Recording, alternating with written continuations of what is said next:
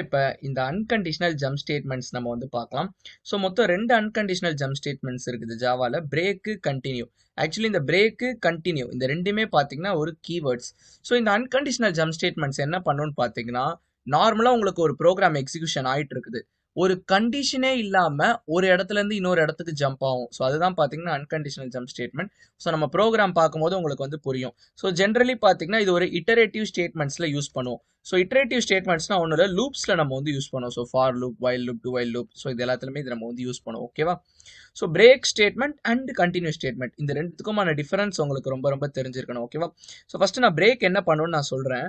whenever control reaches the break statement, so break statement execute ஆச்சுன்னா it comes out from the loop. So loop அவுட்டே வெளியே வந்துடும்.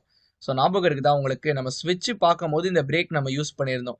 எதுக்கு? ஃபர்தரா எக்ஸிகியூஷன் நடக்கக்கூடாது, அந்த ஸ்விட்சை விட்டே வெளியே வர்றதுக்கு. ஏதாச்சும் ஒரு கேஸ் மேட்ச் ஆயிடுச்சுன்னா அது கடைசியில் பிரேக் ஸ்டேட்மெண்ட் இருக்குமா, அது கொடுத்தோன்னா அந்த ஸ்விட்சை விட்டே வெளியே வந்துடும். சிமிலர்லி அதே மாதிரி தான் நீங்க லூப்ல யூஸ் பண்ணீங்கன்னா லூப் அவுட்டே வெளியே வந்துடும். நான் கற்றுத்தரேன்.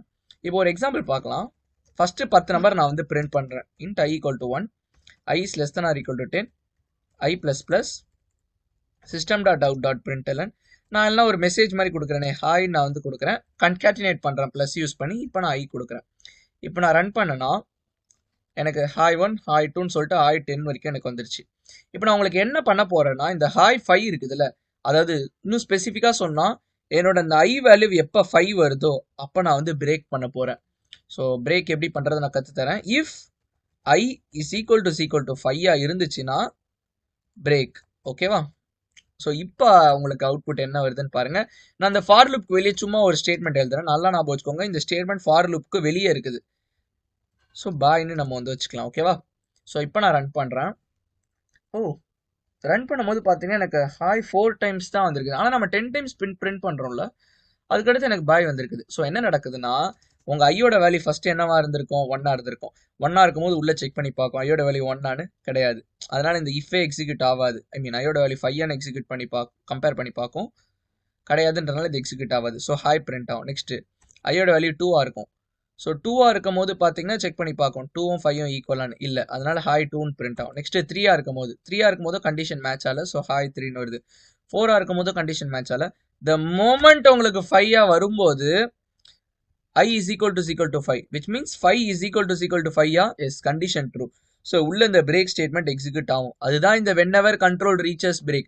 இப்போ கண்ட்ரோல் வந்து பிரேக் ஸ்டேட்மெண்ட்ல இருந்துச்சுன்னா என்ன பண்ணும்? It comes out from the loop. So loop அவுட்டே வெளியே வந்துடும். ஸோ அதனால தான் லூப் அவுட்டே வெளியே வந்துருச்சு. எனக்கு பாய்னு எனக்கு வந்து பிரிண்ட் ஆயிடுச்சு. புரியுதா எப்படி அவுட்புட் வந்துச்சுன்னு? உங்களுக்கு புரிஞ்சிருக்கும்னு நினைக்கிறேன். இப்போ சேம் திங் நான் கண்டினியூ யூஸ் பண்ணனா எனக்கு என்ன நடக்குதுன்னு பார்க்கலாமா? இப்போ நான் ரன் பண்ணுறேன். எனக்கு நிறைய அவுட்புட் வந்திருக்குது. ஆனால் எனக்கு இந்த ஹாய் 5ன்றது மட்டும் மிஸ் ஆயிருக்குது. அது எப்படின்னு சொல்கிறேன். இப்போ i equal to 4 வரைக்கும் என்ன நடந்திருக்குதுன்னு எக்ஸிக்யூஷன் உங்களுக்கு நான் ஆல்ரெடி காட்டி கொடுத்துட்டேன். 4ம் 5ம் ஈக்குவல் இல்லை, அதனால ஹாய் 4ன்னு எனக்கு பிரிண்ட் ஆயிடுச்சு. த மொமெண்ட் ஐயோட வேல்யூ உங்களுக்கு 5 ஆகும்போது 5 is equal to 5 is 5 is equal to 5 தான். கண்டிஷன் வந்து உங்களுக்கு ட்ரூ ஆயிடுச்சு. அப்போனா என்ன? இந்த இஃப்க்குள்ளே இருக்க ஸ்டேட்மெண்ட் எக்ஸிக்யூட் ஆகும். இஃப்க்குள்ளே என்ன இருக்குது? கண்டினியூ இருக்குது. ஸோ கண்டினியூ இருந்தால் என்ன நடக்கும்னா, ஜஸ்ட் எதுவுமே பண்ணாது, அந்த கரண்ட் ஐட்ரேஷனை விட்டு வெளியே வந்துட்டு ஐயோட வேல்யூ அப்டேட் பண்ணிடும். ஸோ அதான் நான் வந்து சொல்லியிருக்கேன். It comes out from the current iteration. அப்படின்னா என்ன அர்த்தம்னா, கண்டினியூ வந்துருச்சுன்னா இந்த லூப் உள்ள எல்லா ஸ்டேட்மெண்ட்டும் ஸ்கிப் ஆயிட்டு லூப் வேரியபிள் அப்டேட் ஆகிடும். அதாவது i equal to 6ன்னு வந்துடும். புரியுதா உங்களுக்கு? இன்னொரு வாட்டி சொல்கிறேன். ஸோ i equal to 5 இருக்கும்போது கண்டிஷன் மேட்ச் ஆகி கண்டினியூக்கு வருது. ஸோ கண்டினியூ வந்துச்சுன்னா it comes out from the current iteration. So கீழே இருக்க எந்த ஸ்டேட்மெண்ட்டையும் பார்க்காது.